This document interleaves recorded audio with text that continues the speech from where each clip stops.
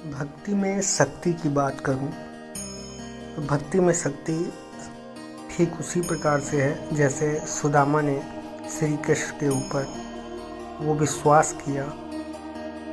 उनको ये विश्वास था कि उनके मित्र उसके साथ गलत नहीं करें। और भक्ति श्रृंगार है। भक्ति भक्त के अंदर वो ऊर्जा का विकास करती है जो एक भक्त को भगवान से जोड़ता है।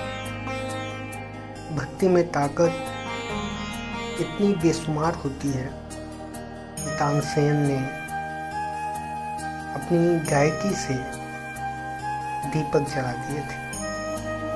भक्ति एक सोच है, भक्ति एक विश्वास है जिसको मन के आंतरिक भावों से या मैं कहूँ मनोभूमि से अर्जित किया जाता है। और वो विश्वासी है जो एक भक्त को उसके भगवान से जोड़े रखता है।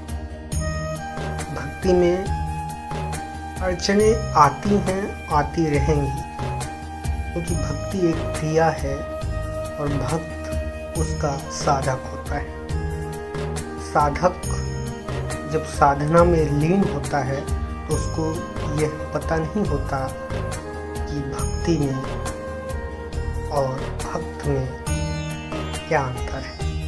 क्योंकि भक्ति जब भक्त के सिर पर चढ़कर बोलती है तो भक्त ये भूल जाता है वह इंसान भी है। क्योंकि भक्ति में अविश्वास नहीं होता, केवल विश्वास होता है। इस मृत्यु लोक में जितने भी लोग हैं केवल पाने की इच्छा रखते हैं और इसीलिए वो दुख और जो रास्तों की तकलीफ़ें हैं उन्हीं में उलझा रहता है।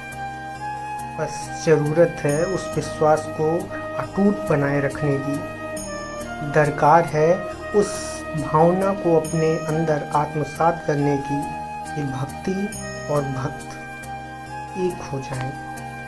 फिर वहाँ पर इफ और बट ये कंडीशन ना हो, केवल विश्वास हो कि यदि भगवान ने उन्हें इस तकलीफ में रखा है तो ज़रूर ही कोई ना कोई रास्ता भी उसने बनाया हो। और भक्ति किसी विचारधारा को नहीं जन्म देती है। भक्ति केवल आंतरिक भावों से निकल करके सामने प्रत्यक्ष रूप से दृष्टिगत होती है। भक्ति के लिए बस एक ही शब्द कहना चाहूँगा कि भक्ति का दूसरा नाम ही विश्वास है। और भक्ति का मतलब ये भी नहीं कि आप अंधविश्वास में हो जाएं।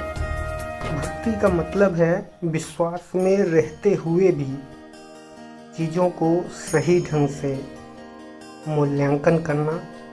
और भक्ति ये भी कहती है कि कर्म के बिना कुछ भी संभव नहीं, तो कर्म करना पड़ेगा तभी भक्ति का भी असर होगा।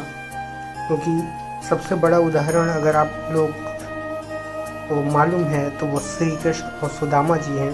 कि सुदामा जी ने हमेशा भक्ति की, लेकिन साथ ही साथ उन्होंने उस कर्म की तृष्णगी के साथ भी मोहब्बत की। तो कर्म की भावना को बनाए रखिए, साथ रहिए। धन्यवाद।